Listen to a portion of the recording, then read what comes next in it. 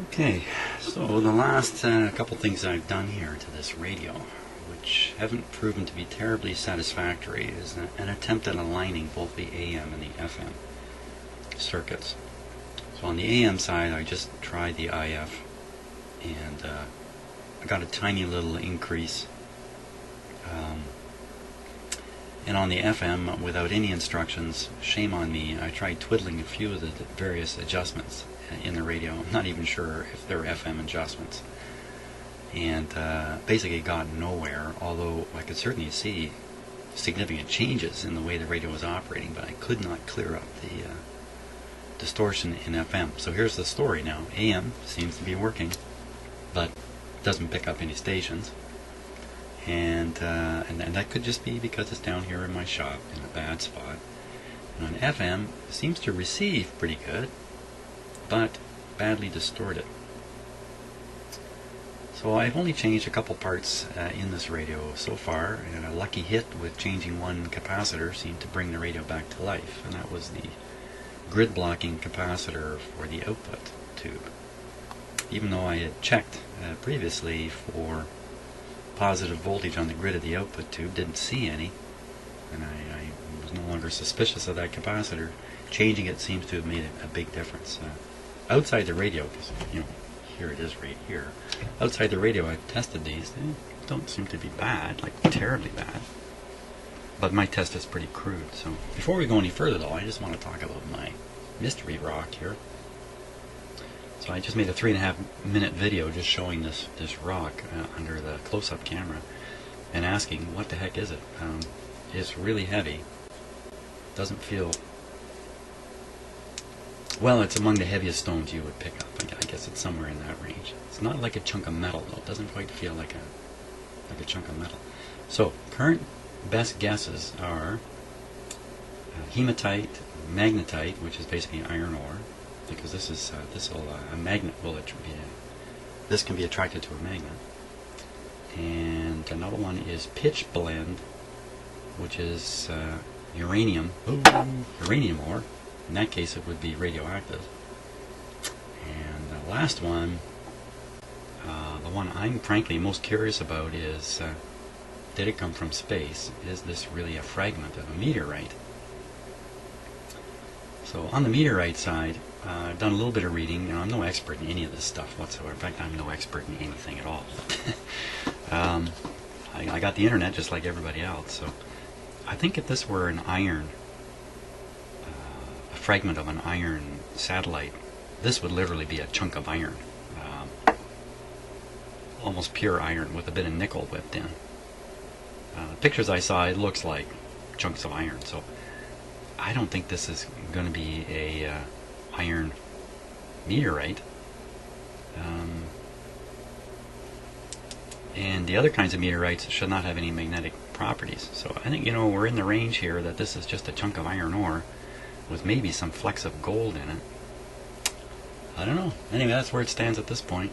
3 possibilities, maybe a few more out there. I wonder what I got to do to get this really checked out, or would I just be wasting some expert's time by pushing this rock up in front of them, which they would poo-poo as nothing. Mind you, if this is a meteorite, this is worth a fair chunk of money here. That could be the most valuable thing in my house. This little stone. Okay. Now, so what I want to do with the radio is kind of reset myself by simply turning it on and playing it and really discovering, is this thing receiving AM, shortwave, and what is going on the FM side, and just kind of get in touch with the current status of the radio, so I'm not misunderstanding or mistaken about a few things before I go further, because I think there's going to be a lot more work in this, and I want to be fairly sure before I start going further forward. And boy, I wish I had the alignment instructions for this radio. I'm going to hunt around and see if I can find some instructions for a very, very similar radio, and maybe I can derive them from that. It's not so much the AM side, it's the FM side that, from my experience anyway, if you don't have the instructions, you're not going to be able to do the job right. Okay, all that being said, let me just check and make sure things look fairly safe here. And these wires are a makeshift FM dipole antenna. And these wires are these two yellow ones down here are the leads coming out of from the speaker voice coil, which I just haven't bothered to disconnect. Otherwise, this just got two new capacitors in it, and everything is the same as the day I brought it in here. Okay, I think it's ready to go here. Here, I'll give you a little different view of the radio. Okay.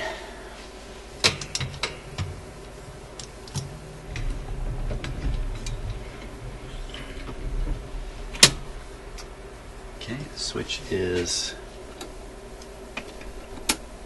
radio is switched off. The radio is plugged in. Power to the cord. Let's switch it on. You know, it doesn't matter how many times I do this. Every time I switch a radio on, I'm just a touch anxious that something's not right, and something bad's gonna happen. That's why I always switch them on with light bulb restriction. That might save me. Okay, so it's warming up nicely. Now, first thing I really want to get sorted out is the band switch. It seems to me I'm forever confused about a band switch. There are no indications on the radio at all about the operation of the band switch and which position is which band, so I'm going to have to kind of wing it here. Okay, so here's the... Wait a minute. There's a great big... Wait a minute, there's a great big plate swinging in there. Let me show you what I'm talking about.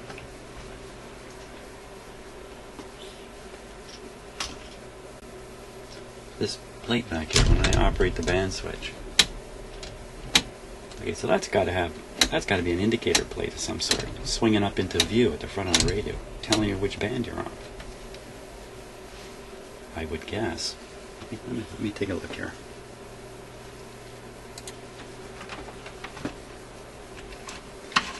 Could be I just didn't notice something.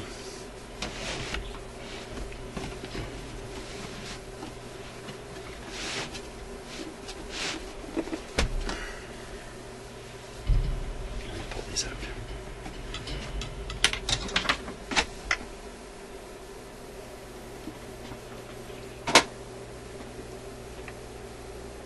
Oh yes, of course, there's a plate there. Duh.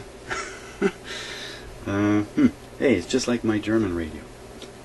Yeah, I own a German radio. It's never been in my shop, and I haven't brought it in here and done a number on it. Okay, so a little awkward here. Excuse the. Oh, it's fairly well. Focus. Okay, so there's the indicator right there, UKW, so that's ultra high frequency. Actually, you can look right on the thing here and see the different labels. So UKW is all the way counterclockwise. Counterclockwise if the radio is standing upright properly. Right in the same order as the dial, and the last one's going to be TA. Okay, so starting on the long wave band.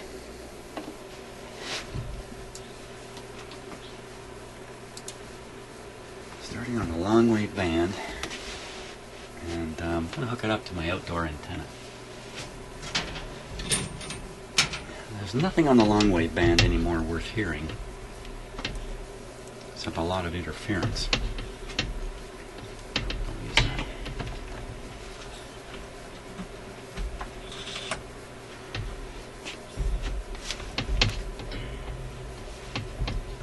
The long wave band, I guess, was the original broadcast band, because the early days they just couldn't get up to the kinds of frequencies that became popular later.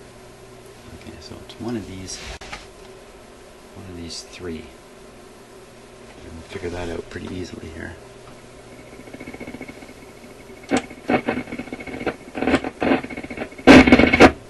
That's pretty obvious. Where are we on the scheme of things here?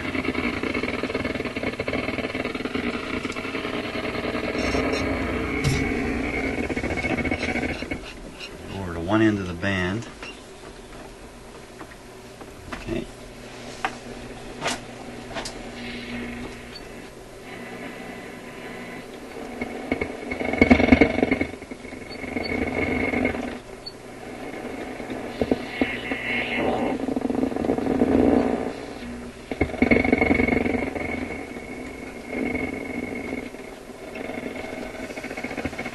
Here, let's do this.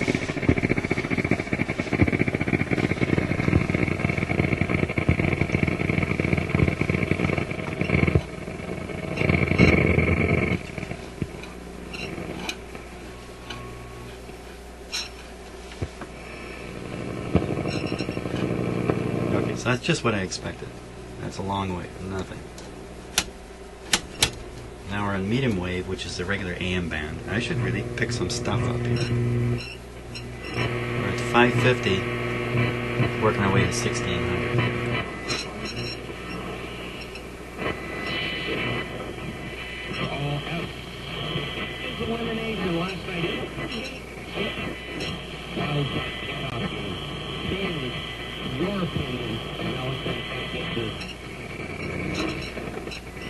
An outbreak in Ontario, and if I'm not mistaken, I think he's a Liberal. And considering Kathleen Winters over in China, I think that's 640. Six is right in the right spot on the dial. for trade and whatnot. That's not bad. Maybe if there is an outbreak here, Dr. Hoskins should. It needs the outdoor antenna. Oh. Slow AVC. On so many fronts, go after the Chinese. Well, you know, I mean, it's everybody's concern, so all levels of government. Is it just on the MS-170 chainsaw? 680. 40, consumer radio. 740. The distinct features of vehicles apart. During the Lincoln open door. Not sure what that is. That one.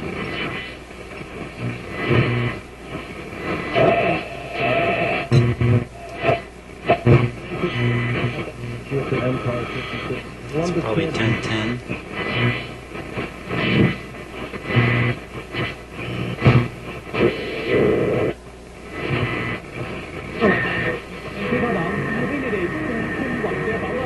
Some low power community type stations up at the high end here. Proprio la storia del calcio. Dunque, prima pagina per quello che riguarda il cupone di Roma.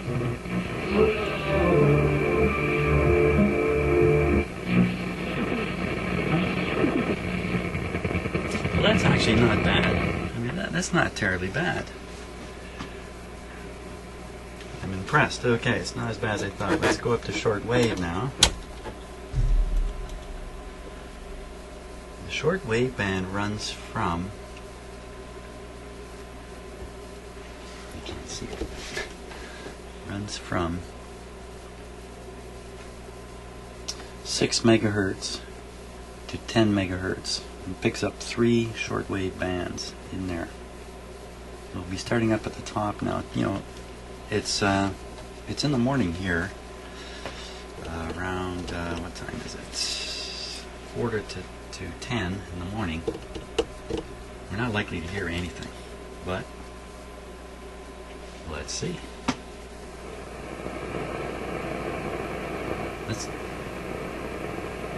Let me just check and make sure the antenna is still in the right spot. Maybe there's another spot.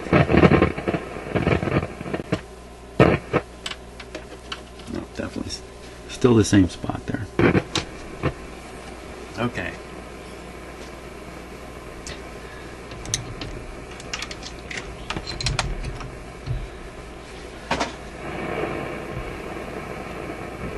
Starting up around 10.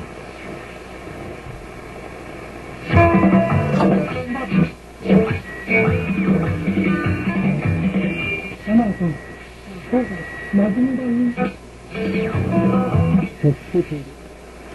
stations right away.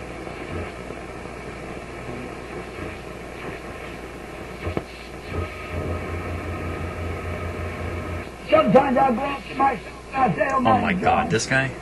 have you deceived me? Oh my God!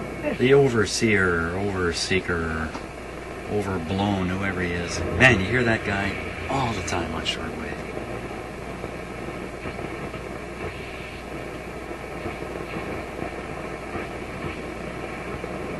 Okay, so we just got through the 31 band marking. Shouldn't pick up any broadcast stations now.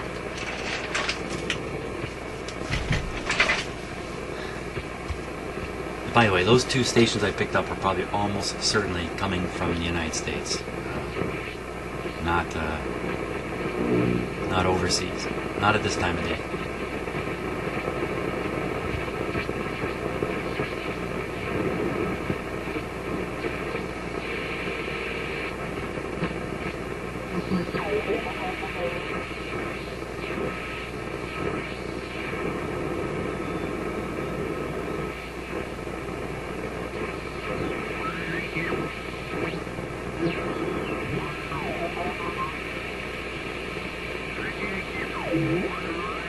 Ham radio. I heard him say Victor Yankee. Of course, this radio is not designed to pick up a modern amateur radio broadcast. So I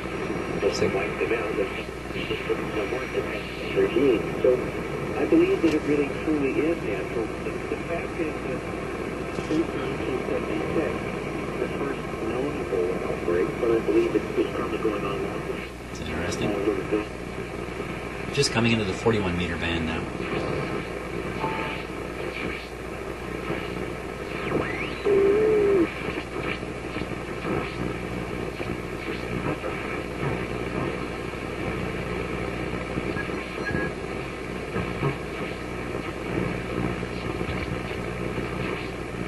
More ham radio there. I think this broadcast band and the ham radio band are mixed together. About 7.3 megahertz. So you get, in North America, you hear shortwave broadcast and ham radio guys at the same time. Okay, so right at the bottom of that band. I really would be surprised if we pick up a little teletype. Hey, you know what? This is the sound that turned me on to shortwave radio. Little kid up at a cottage, had an old radio in the corner. I was curious, I turned it on, I started turning the dials and stuff like that, and I found this sound. Well, that sound. And I remember I asked one of the adults, what is this? And he said, you're hearing ships out in the ocean. Well, you don't think it's ships out in the ocean, but that's what he told me. That was it. I was hooked. And amazing, eh? Teletype still being used today. There are some tremendous advantages. Oh boy.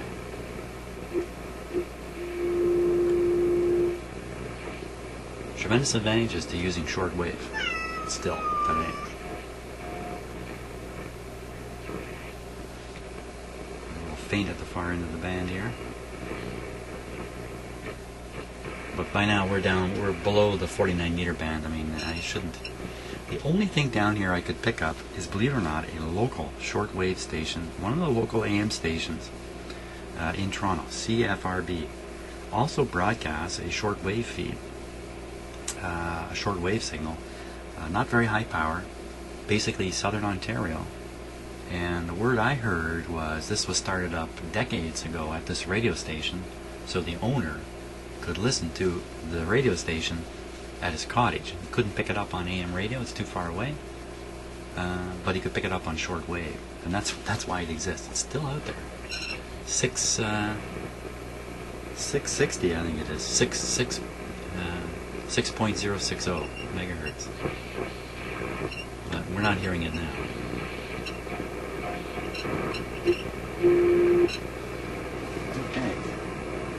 thing left. That's the FM band. So let's set that up. Yeah, switch it over to FM. UKW ultra high frequency. Now we got to give it a reasonable antenna here. And actually, I think what I had set up on a temporary basis was reasonable enough. So let me put that back together then. I'm just going to make a pretend dipole here.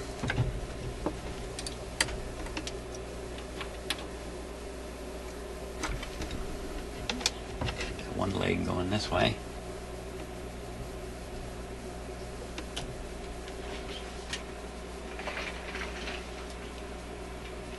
So this black wire is one end of the dipole, and the other one will go out this way.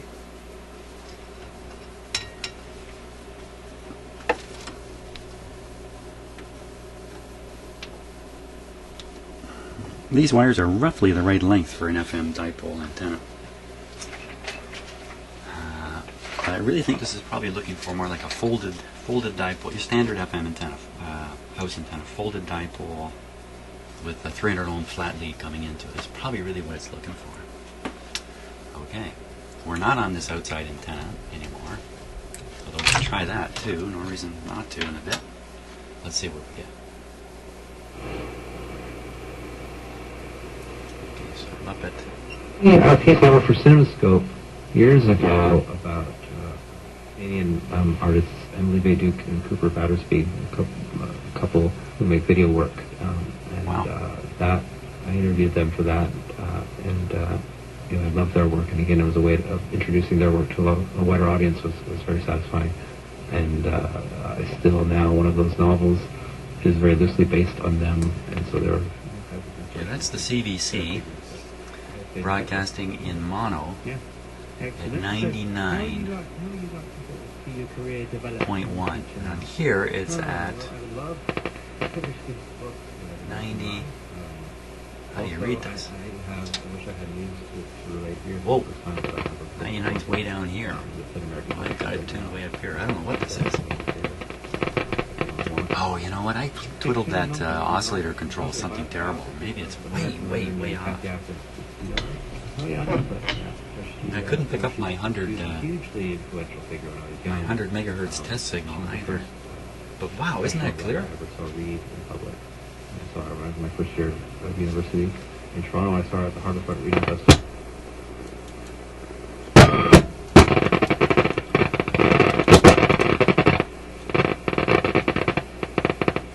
You hear your first punk band kind of opens up this whole new world for you. And she writes that in terms of writing, and she led a very colorful life and died in 1997 at the age of 50. And for years, I wrote a biography of her. And over the years, I got to know people who knew her, writers like Dennis Cooper, who were friends of hers, and so kept saying, well, someone must write this book. If I don't read this book, then that absolutely is me. Read it, yeah. So I contacted her executive and told them that I wanted to do this. Generous and helpful, and agreed, and we had conversations about it. And so then I've written a proposal, and now it's at American Publishers right now. That's surprisingly good. But let's hear what music sounds like. Happens, and that will kind of hopefully be what I'm working on.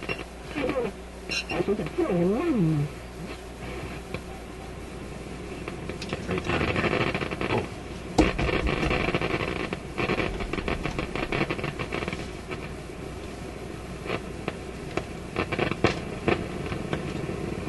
It's interesting. One of these came off. It sounds louder.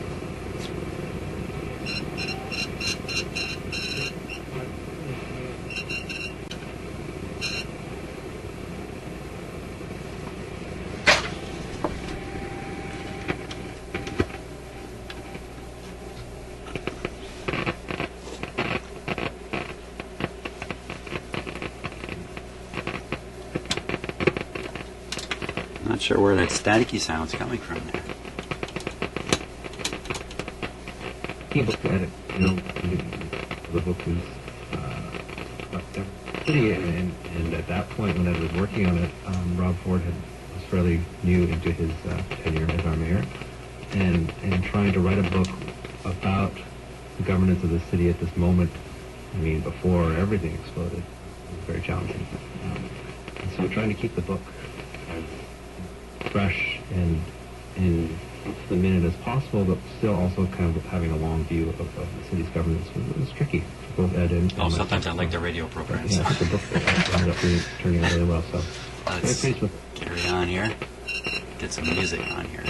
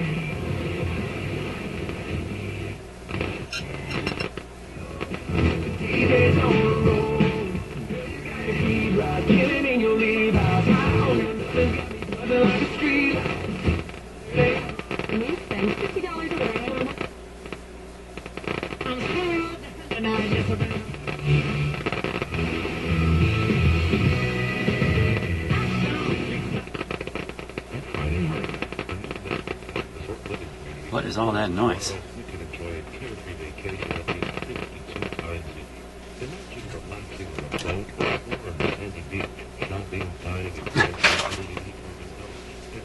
You want to see what all that noise was? I'd like to see what all that noise was. Follow the end of this wire up. This is my antenna wire. I just clipped it on this piece of hose here just to get it up, but it was actually touching that.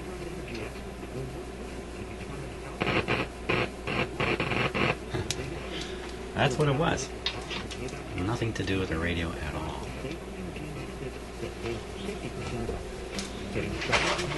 Amazing, eh?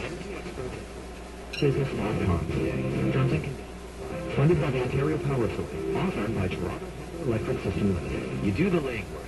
You got CNX. You talk handlebar, brakes, rims, gears. We text our friends. So, for me, I would put this in the broader context and say, what's happening in terms of our abilities through technology to outsource communication? Right? What is predictive tech merely one example of? What's the bigger picture? When I look at the bigger picture, I suddenly see things like, newspapers like the LA Times. When you go to look at any of their articles, they begin with these things called, share lines. Share lines are these generic summaries that are sort of hooked up to social media. So you don't even need to... This is 99.1. That other station, I don't know what it was. Right? So I'm sort of asking you to spend a little less time digesting... So look at 99 on the scale here. There are apps out there now that allow us to not only use a drop-down list of sort of pre-selected phrases and pass them off as our own, but we can 100, send them to people on a delay. So 97. So good about, touching base with your partner. So 97, 98, 99. Maybe on Monday you load up. So this should really be over here. Oh, split it up. Sorry. There we go. Okay, well, enough said. So that's 100. Thank you. That's 97 and a half, 97 and a half, 98, 99, 100. So it should be over here. I wonder whether you share some of these concerns. If you use predictive text, has it put you in an awkward situation?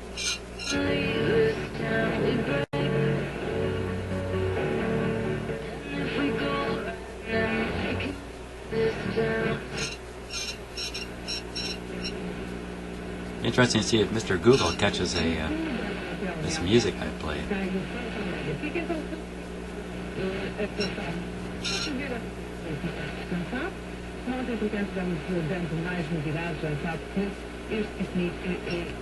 French. Well, the situation's not nearly as bad as I thought. It's actually kind of good.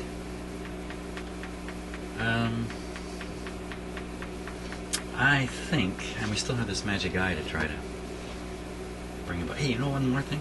Let me give this a full line voltage. Where are we at today? Even as it stands, we're at, here we go,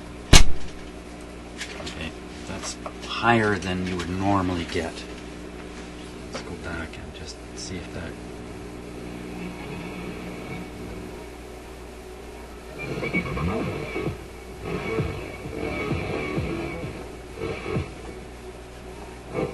Your homework and studying for to be the believe that I don't have the right to give the best of luck to my mom. Be to the best way. Then my head hurts. Your head hurts, eh?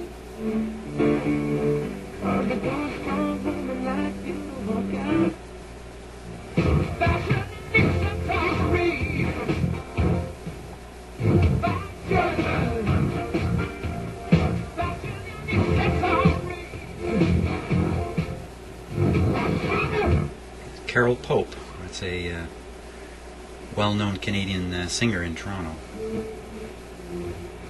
So they're getting a little long in the tooth these days, too. KX.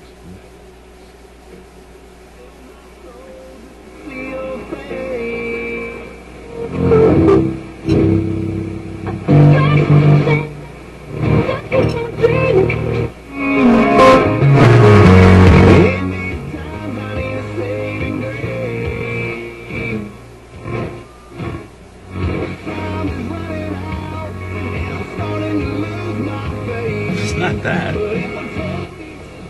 There, I'll get a copyright hit on that for sure. Okay, well, that's not nearly as bad as I thought. I'd say the AM shortwave are acceptable the way they operate. FM is still a little off, and it could be more tweaking. I could have tweaked it. When I fiddled around in the last video, I may have actually downgraded the whole thing's operation. So, not bad otherwise. So I think, I think it's a smart idea once in a while when you're doing this work to stop and just play the item, play the radio, record player, whatever it is, through all of its stuff, and just kind of get in touch with how it's really, really operating. So, yeah, it's not too bad. Okay, well, thanks for watching, and I'm going to go away and think now about what I should do next to this. Change more parts, check voltages throughout it. I mean, there's quite a few things I could still do to hunt down problems, and I'm guessing in the FM, a part or two might make a big difference, or it really is just a question of tuning it. So that's it. Thanks for watching, and we'll see you on the next video.